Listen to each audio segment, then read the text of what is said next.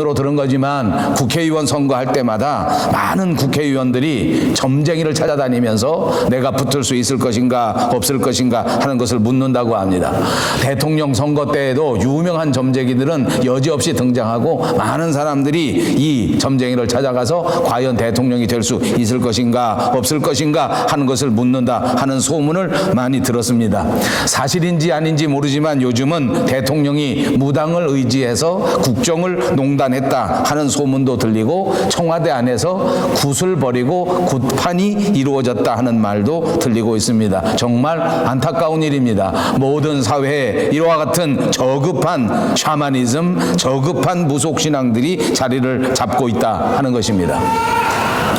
우리 교회가 가지고 있는 기독교의 신앙, 그 핵심은 다름 아닌 부활 신앙에 있는 것입니다. 사람이 죽으면 어떻게 다시 살아날 수 있겠는가? 아마 이것은 우리 인간이 가지고 있는 최대의 관심사요, 궁금점 바로 이것입니다. 그리고 인간이 가지고 있는 과학, 인간이 가지고 있는 이성으로는 도저히 해결할 수 없는, 지금까지도 도저히 풀어낼 수 없는 영원한 숙제 가운데 하나가 아닌가 생각합니다. 역사상 많은 무리들이 일어나서 이 부활에 대하여 이것이 사실이 아니다, 또 이 부활 신앙은 올바른 진리가 아니다 라고 부정하는 시도가 끊임없이 계속되어 왔습니다. 그럼에도 불구하고 저와 여러분이 살아가는 오늘날까지 이 예수 그리스도의 부활의 사상은 건재하고 오늘날까지 이르게 되었다고 하는 것을 우리는 분명히 알 수 있습니다. 우리가 아는 것처럼 시간이 흐르고 세월이 흘러가면 거짓은 결국 드러나는 것 아닙니까? 아무리 교묘하게 거짓말을 하고 아무리 교묘하게 숨긴다고 할지라도 시간이 흐르면 어디서 터질지 모르고 이와 같은 거짓, 이와 같은 속임, 이와 같은 부정, 부패하는 것은 다 나타나는 것인데, 그래서 세월이 흐르면 이것이 도저히 견디지 못하고 끝장이 나는 것인데, 그런데 이 부활에 관한 이야기, 십자가에 관한 이야기는 그렇게 많은 사람들이 부정하려고 하고 많은 사람들이 넘어뜨리려고 하고 그렇게 많은 세월이 흘렀는데도 불구하고 이렇게 흔들리지 않고 오히려 점점 더 널리 퍼져나가고 있으니, 이 한 가지만 놓고 보더라도 부활은 분명한 역사적 사실이요, 분명한 객관적 진리였다고 하는 것을 증명해 주는 이야기다라고 말씀드릴 수 있겠습니다. 그렇습니다. 예수님의 부활은 역사상 있었던 하나의 사실, 진실 그 자체인 것을 꼭 믿으시기를 주님의 이름으로 축복합니다. 그런데 오늘날 많은 사람들이, 신학자라고 하는 사람들이, 교회 안에 있는 목회자라고 하는 사람들이 이 부활 사건을 이상 야릇하게 해석합니다. 과학적으로 해석하자, 이성적으로 해석하자 하고 시도하면서 그야말로 제 멋대로 해석하고 있는 것이 또한 현실입니다. 그렇기 때문에 오늘 우리는 이 말씀을 통해서 다시 한번 우리의 믿음 위에 이 부활 신앙을 분명하게 확립할 필요가 있다고 믿습니다. 부활을 분명하게 정리해야 된다 그 말입니다. 사도 바울은 이미 고린도전서 15장에서 우리에게 말씀해 주실 때에 만일 그리스도께서 다시 사신 것이 없으면 너희의 믿음도 헛되고 너희가 여전히 죄 가운데 있을 것이요, 만일 그리스도 안에서 우리의 바라는 것이 다만 이생뿐이라면 모든 사람 가운데 우리가 더욱 불쌍한 자라라고 말씀하신 적이 있습니다. 그렇습니다. 우리가 부활의 신앙을 가지고 산다고 하는 것은 하나의 믿음 생활을 분명하게 만들어주는 것이란 말입니다. 이 믿음은 과학으로 되는 것이 아니고, 이 믿음은 설득으로 되는 것이 아니고, 이 믿음은 지식으로 설명되는 것이 아니라 다만 우리 심령 깊은 곳에서 영적으로 하나님 앞에 스스로 결단하는 문제라고 하는 사실을 기억하시기를 바랍니다. 누가 무엇라고 할지라도, 세상이 무엇라고 할지라도 나는 분명히 믿는다, 나는 분명히 진실이다라고 받아들인다고 하는 것, 그것이 바로 믿음인 줄로 믿습니다. 그래서 성경은 우리에게 가르쳐 주기를 믿음은 바라는 것들의 실상이요 보지 못하는 것들의 증거라고 말씀하신 것입니다. 오늘 이 시간 이 말씀을 강의할 때에 저와 여러분의 믿음 안에 다시 한번 다시 사신 예수 그리스도, 그 놀라운 기적의 부활의 역사가 우리 마음속에 찾아오게 하시고 우리 마음속에서 확실하게 확립되는 역사가 있으시기를 다시 한번 주님 주님의 이름으로 축복합니다. 첫 번째, 부활은 우리 기독교 복음의 중요한 핵심이라고 하는 사실입니다.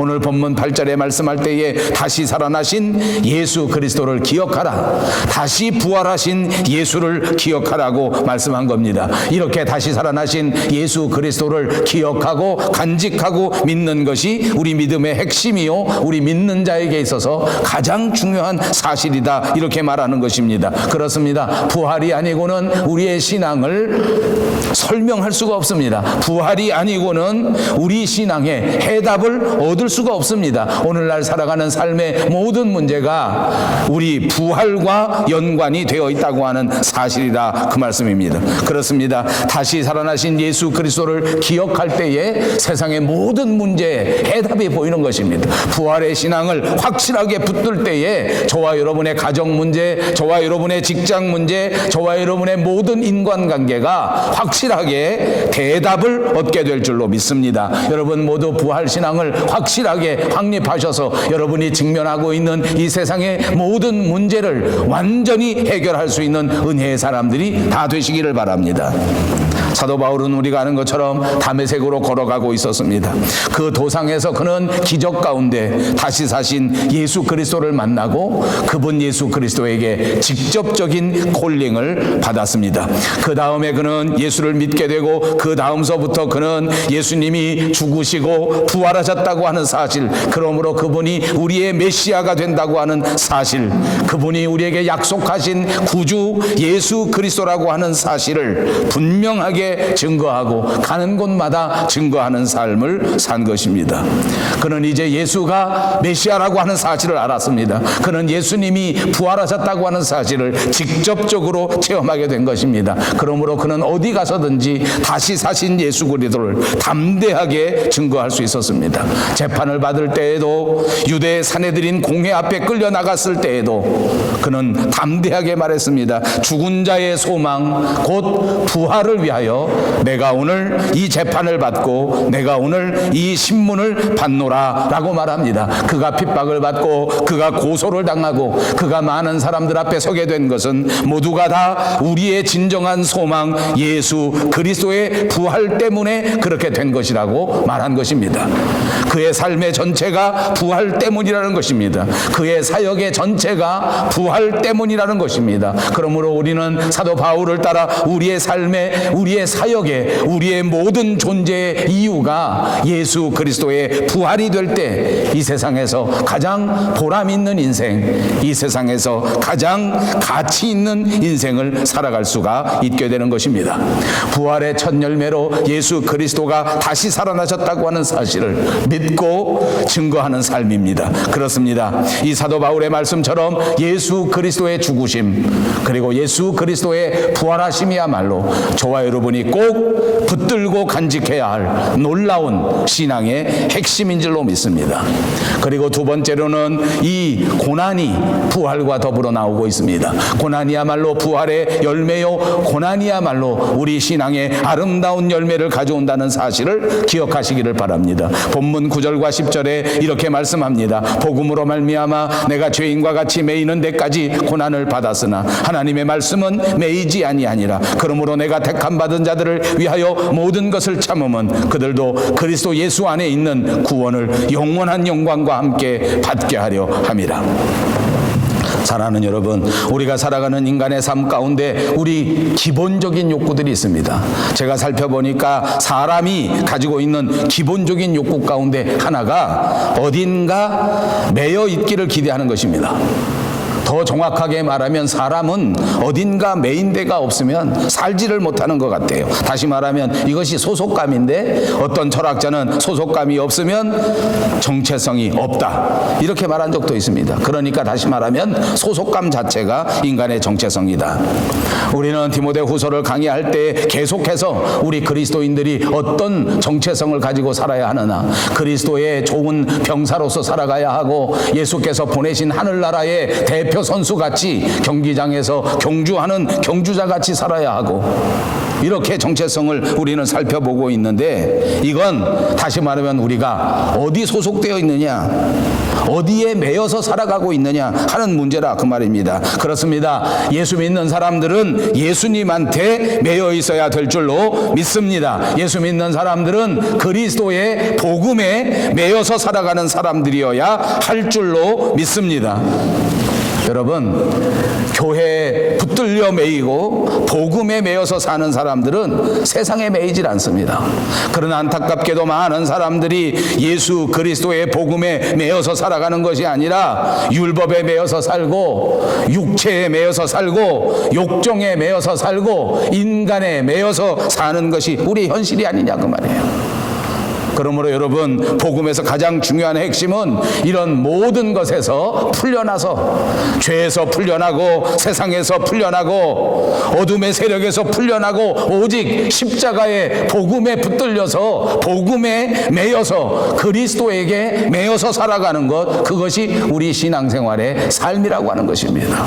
여러분 모두 세상에 매인 것에서부터 벗어나시고, 십자가의 보혈로 말미암아 어둠의 세력에서 풀려나시고, 죄에서 자유를 얻고, 어두움에서 자유를 얻고, 빛을 얻어서 오직 예수님에게만 매여서, 성령님에게만 매여서 그리스도와 더불어 살아가는 축복된 성도들이 꼭 되시기를 바랍니다.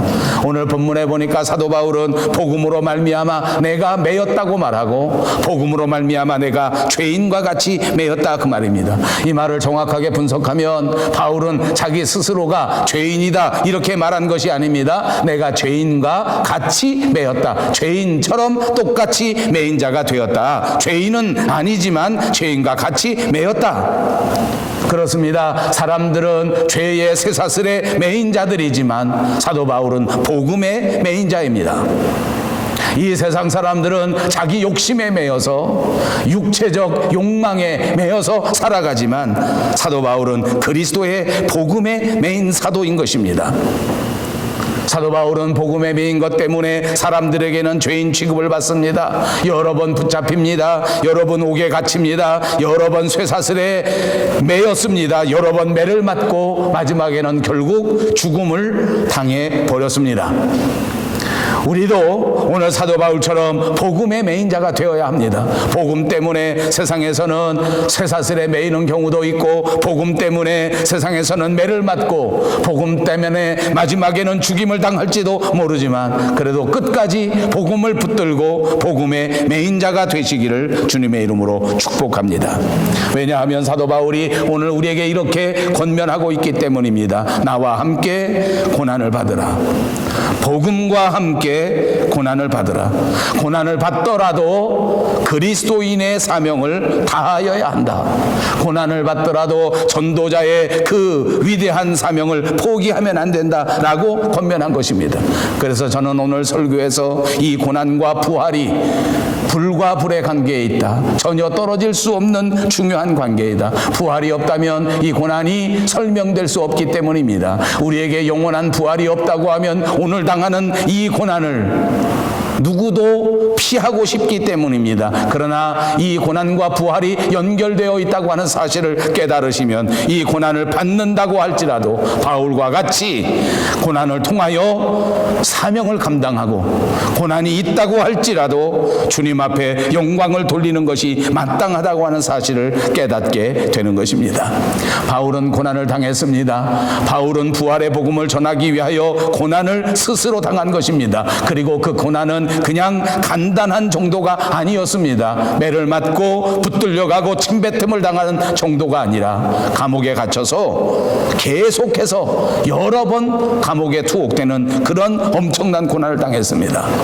전도하다가 빌립보 감옥에 갇힌 적이 있습니다. 로마의 감옥에도 갇힌 적이 있습니다. 오늘 우리에게 주시는 이 디모데후서는 로마의 감옥에 한 번 갇혔다가 석방되었는데 다시 또 복음 때문에 두 번째로 붙들려가서 거기 감옥 생활하면서 우리에게 보내준 책입니다. 여러분, 사실 바울은 예수님만 아니었으면, 기독교만 아니면 그는 죄인일 이유가 없습니다. 저희 목회하는 사람들은 이 대목에서 정말 많은 위로를 받습니다. 사도 바울은 전도자가 아니었으면 감옥에 갇힐 이유가 없어요. 복음이 아니었으면 사람들한테 손가락질 당할 이유가 한 개도 없었어요. 그의 출신을 보나 그의 사상을 보나 그의 뒷배경을 보나 그가 가진 교육의 정도를 보나 그 어떤 것도 세상 사람들에게 뒤질 것이 없었단 말입니다. 그런데 그 사람이 왜 감옥에 갇히고 매를 맞고 이렇게 또 감옥에 갇히고 이렇게 됐냐 말입니다. 성경이 우리에게 말해주지 않습니까? 이 사람은 스스로 나면서부터 로마의 시민권을 가진 사람입니다. 한 번은 빌립보에서 감옥에 갇혔을 때에 그가 로마의 시민권자인지를 모르고 빌립보에 있는 병사들이 그를 막 때렸습니다. 매를 막 때릴 때에 사도 바울이 매를 맞으면서 나는 로마의 시민권자를 가진 로마인이다 이렇게 한 번 소리를 질렀습니다. 매를 때리던 자들이 깜짝 놀랐습니다. 거꾸로 로마의 시민권을 가진 사람들을 이렇게 때렸다가 자기가 이제 큰일 나게 됐다고 그들이 벌벌 떨고 높은 사람들한테 이 사실을 신고했더니 상관들도 벌벌 떨어 이거 큰일 났다 큰일 났다. 그는 이렇게 예수가 아니고는 고난을 받을 이유가 없는 사람입니다. 그럼에도 불구하고 그는 이 모든 고난을 스스로 받아들였습니다. 왜냐하면 부활의 고난과 십자가는 불가불의 관계이기 때문입니다. 고난이 없이는 전도의 열매가 이루어지지 않기 때문입니다. 고난이 없이는 사명의 열매가 이루어지지 않기 때문입니다. 이 모든 고난을 통하여 하나님께 더 큰 영광이 돌아갈 것이기 때문에 그는 스스로 죄인과 같이 스스로 고난을 당하고 스스로 매를 맞고 그렇게 살았다고 가르쳐 주는 것입니다. 오늘 본문 9절 하반절에는 하나님의 말씀은 매이지 않는다고 우리에게 가르쳐 줍니다. 그렇습니다. 하나님의 말씀은 절대로 세상에 매이지 않습니다. 하나님의 능력은 세상의 권세에 매이지 않습니다. 하나님은 매이지 않는 분이시기 때문에 그분은 초월적인 분이시기 때문에 그분의 말씀도 그분의 능력도 그분의 모든 것도 결단코 세상에 매이지 않습니다. 비록 육신은 사도 바울의 육신은 이 로마의 감옥에 갇혀 있다고 할지라도 하나님의 말씀은 매이지 않았기 때문에 사도 바울은 그 영혼에서 자유함을 누리고 있는 것입니다. 비록 육신은 감옥 속에 갇혀 있지만 그의 삶을 사로잡고 있는 하나님의 말씀은 결코 매이지 않기 때문에 그는 육체의 아픔에도 매이지 않았습니다. 육체가 아프고 고통스러웠지만 그의 영혼은 매이지 않았단 말입니다. 오히려 감옥 안에 있었어도 사도 바울의 영혼은 얼마나 자유로웠는지 모릅니다. 오히려 감옥 바깥에서 이 사도 바울을 지키는 병사들은 불안해서 벌벌 떨고 있을지라도 정작 감옥 안에 있는 이 사도 바울은 얼마나 자유로웠는지 모릅니다. 제가 신앙생활 하다 보니까 이런 간증들, 이런 상황들을 많이 보게 됩니다.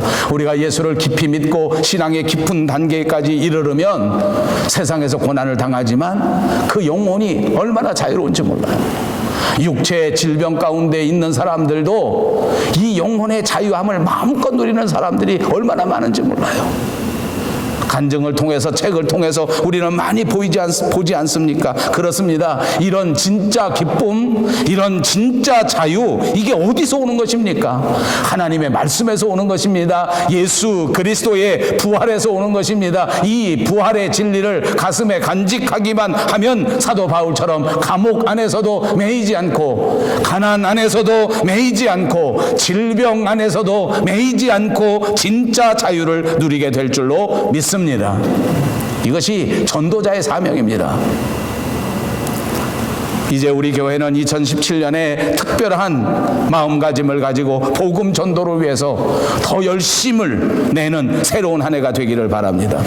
처음에 이민을 오거나 처음에 유학을 오거나 처음에 이사를 오거나 이렇게 하면 모든 사람들이 다 이웃의 도움이 아주 필요한 때입니다. 왜냐하면 아무리 경험이 많은 사람도 아무리 여러 가지 준비를 많이 해가지고 온 사람도 처음 새롭게 이사를 오고 처음 새롭게 유학을 오거나 처음 새롭게 이민을 오면 모든 것이 다 낯설은 것 같습니다. 이렇게 낯설을 때에 이웃의 도움이 필요할 때에 우리는 복음 복음을 전할 수 있는 가장 좋은 기회라고 말입니다. 그러니까 어떻게 보면 우리 조국 대한민국에서 살아갈 때보다 이렇게 이민 왔을 때 하나님의 복음을 전하고 전도할 수 있는 기회는 훨씬 더 많은 것 같아요. 이제 우리 2017년에는 우리가 다시 한번 마음을 새롭게 하고 이렇게 좋은 기회를 결코 놓치지 않고 복음을 전파하고 복음을 전도하는 기회로 삼으시기를 주님의 이름으로 축복합니다. 택하신 자를 구원하고 하나님의 나라를 확장할 때에는 어떤 모습이든지 간에 고난이 필요한 것입니다.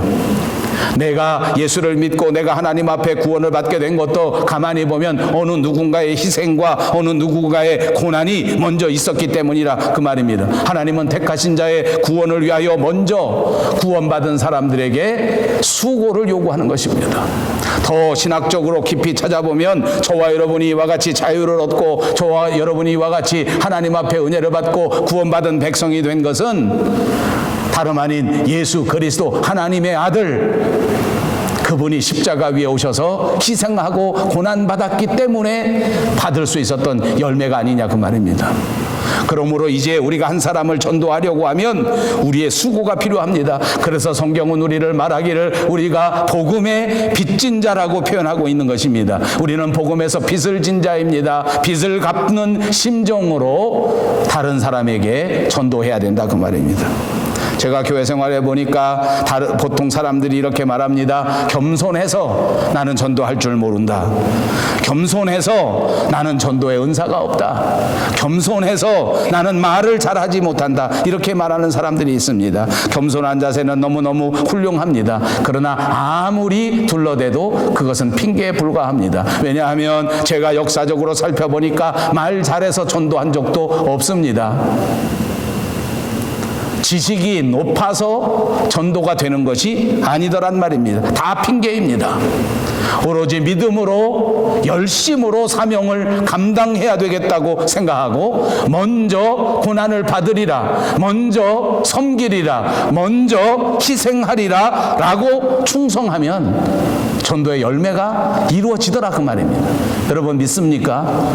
이제부터 여러분 핑계대지 맙시다. 핑계에 불과한 모든 것들입니다. 이제 나는 하나님 앞에서 내 사명을 감당해야 한다. 내가 복음의 빚진 자로서 먼저 예수 그리스도의 고난을 통하여 구원을 받았으므로 나도 이 전파, 이 전도를 위하여 먼저 수고하고 먼저 고생하고 먼저 희생할지언정 반드시 이 전도의 사명을 감당해야 되겠다 라고 결단하시기만 하면 반드시 하나님이 여러분을 사용하셔서 위대한 전도의 열매를 맺게 될 줄로 믿습니다. 이제 2017년 저와 여러분은 더더욱 열심을 품고 하나님의 나라를 전파하고 하나님의 말씀을 전도하는 진정한 전도자들이 다 되시기를 바랍니다.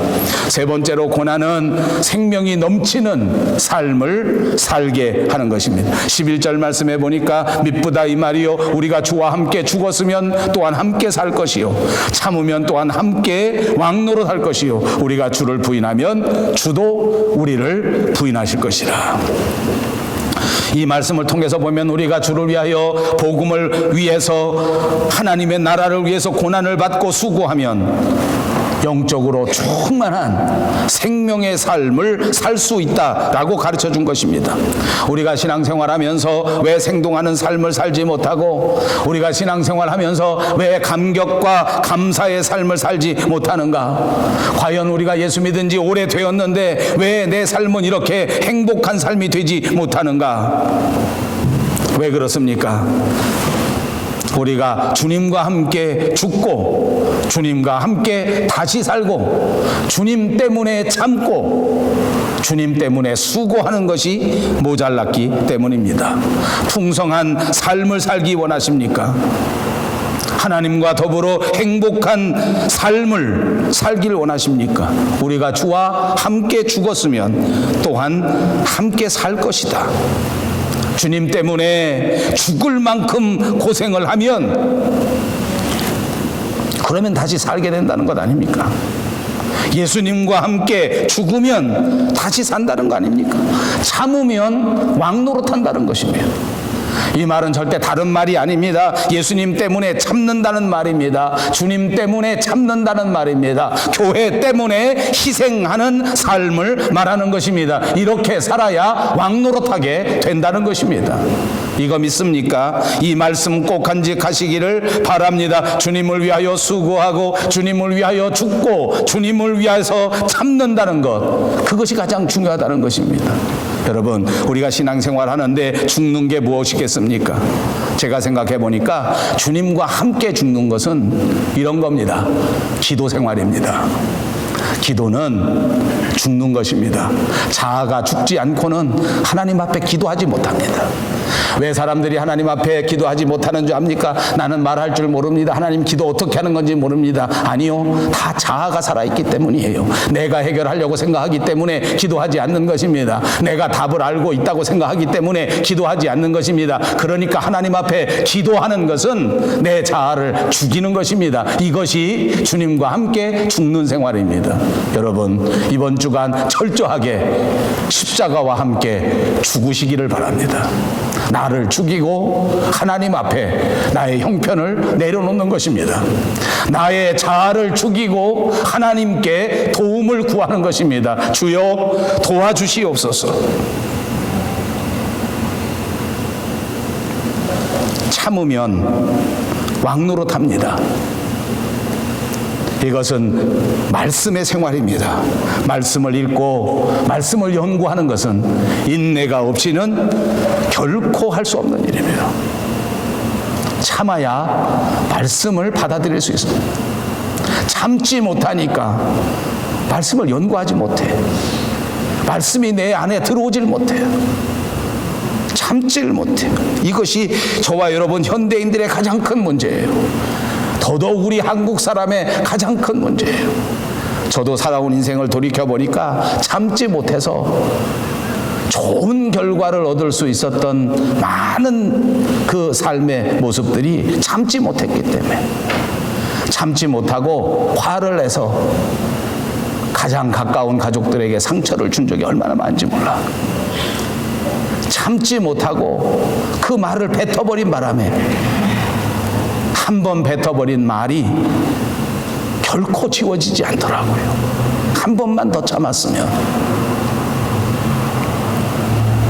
여러분, 하나님 앞에 자기 시간을 드리고 하나님 앞에 물질을 드리는 것은 주와 함께 죽는 것입니다. 하나님이 돈을 많이 주시면 내가 많이 낼 것이다. 그렇게 안 되더라고요.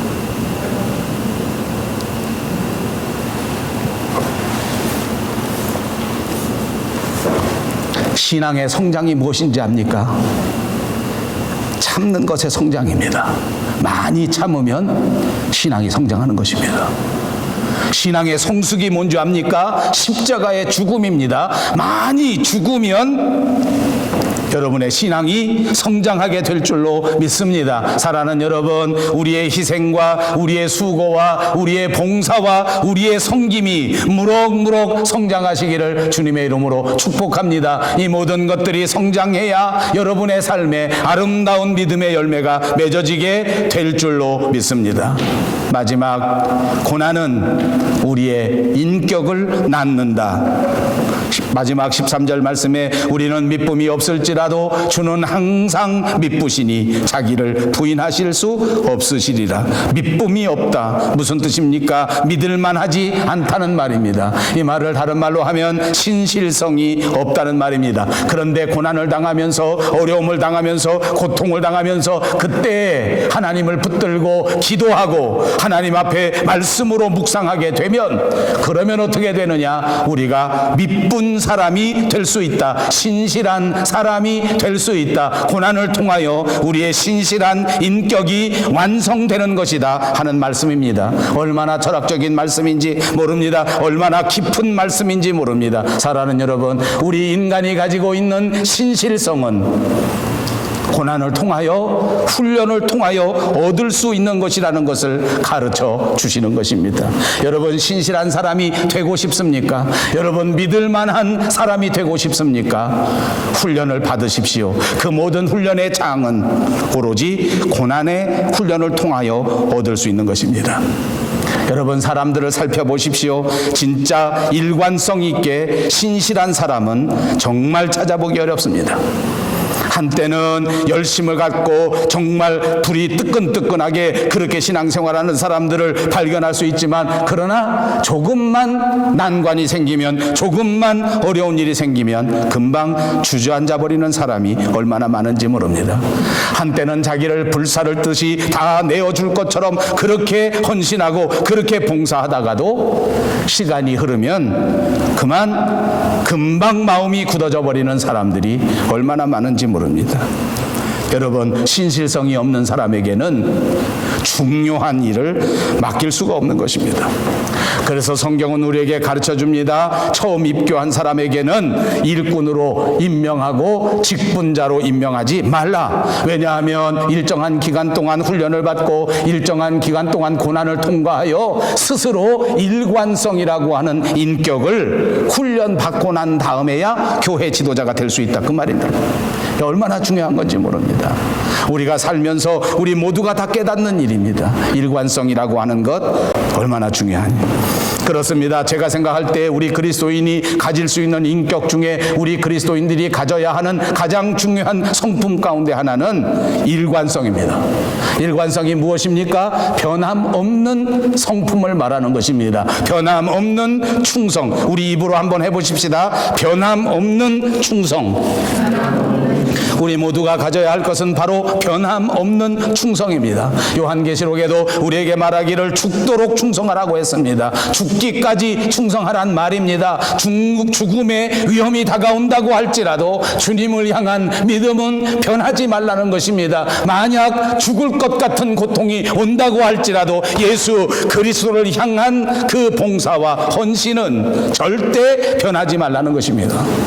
여러분, 이런 일관성, 이런 충성심, 이거는 그냥 저절로 생기는 것이 아닙니다. 돈 주고 살 수 있는 것이 아닙니다. 10년 지나면 저절로 터득되는 것이 아닙니다.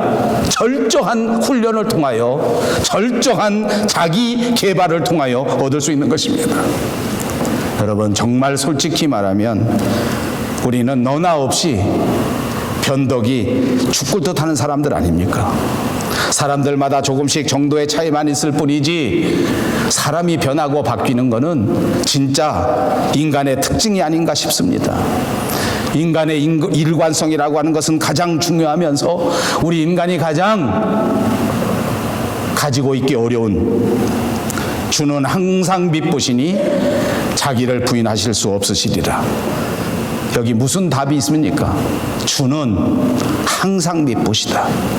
세상 사람들은 이렇게 변덕이 죽불뚝하는데 저와 여러분은 일관성이 없는데 주는 항상 미쁘시다.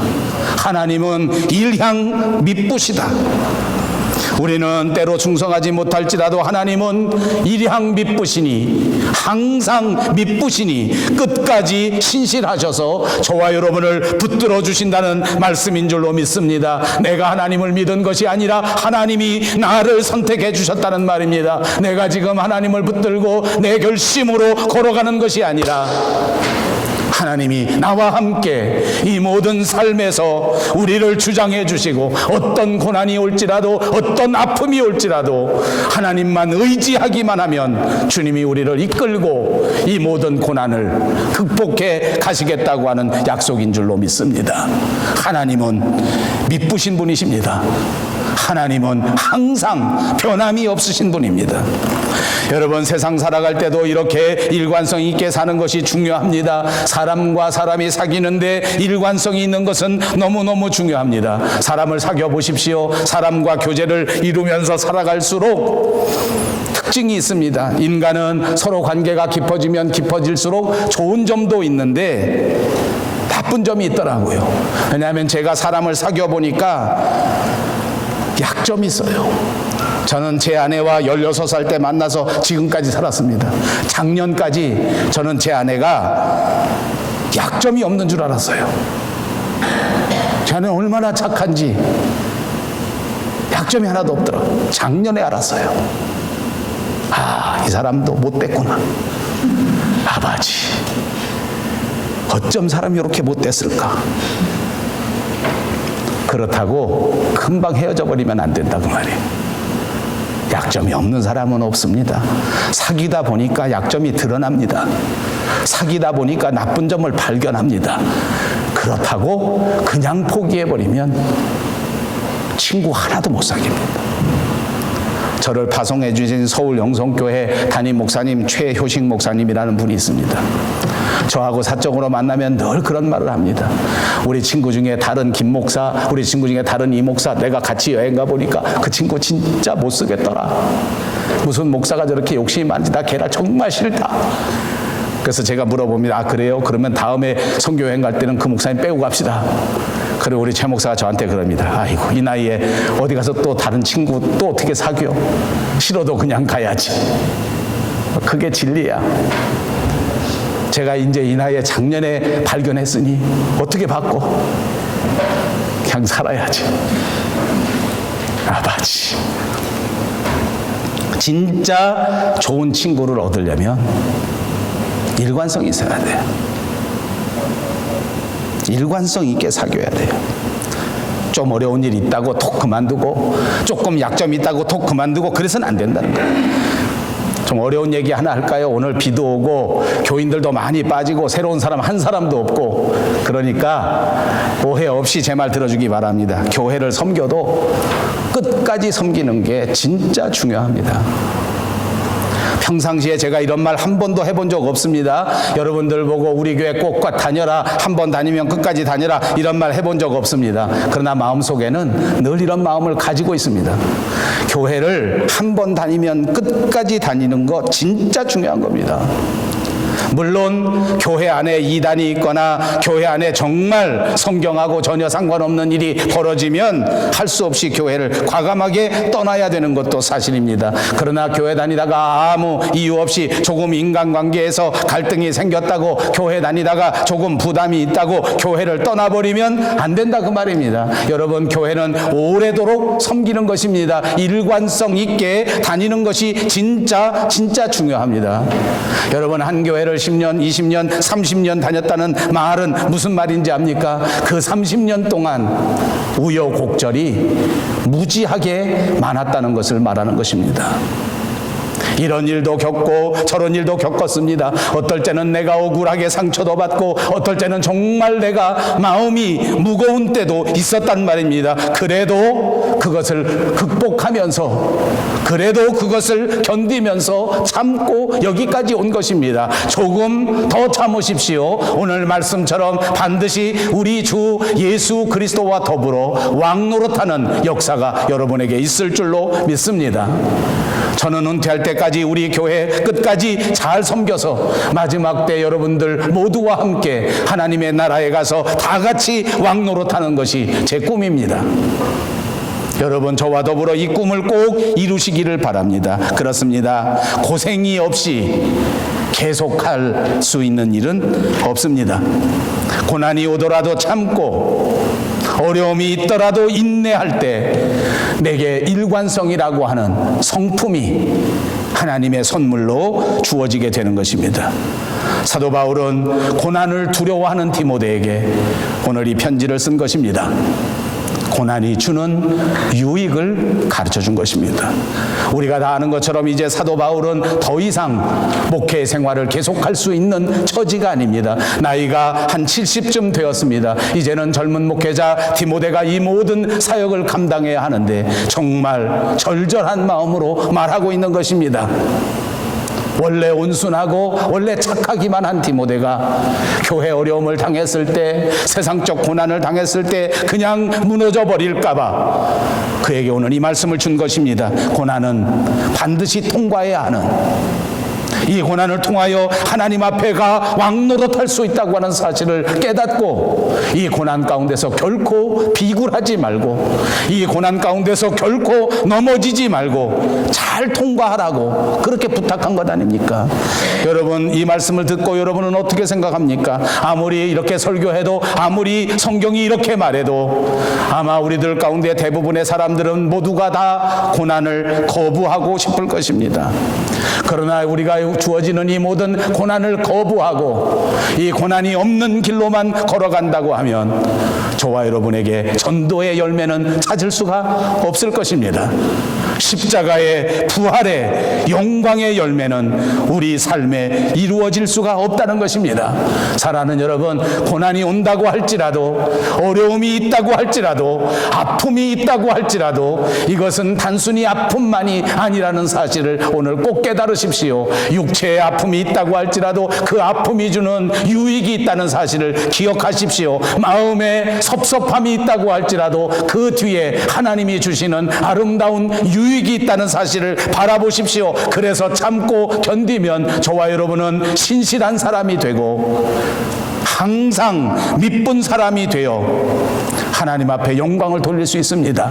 그리고 또 있습니다. 우리가 한번 믿음으로 이 고난을 겪어내기만 하면 오늘 여러분에게 주어진 이 아픔을 말씀과 더불어 기도와 더불어 이겨내기만 하면 앞으로 여러분 인생에 다가오는 그 어떤 고난마저도 다 이겨낼 수 있는 성도가 된다는 것입니다. 육체의 아픔 가운데 있습니까?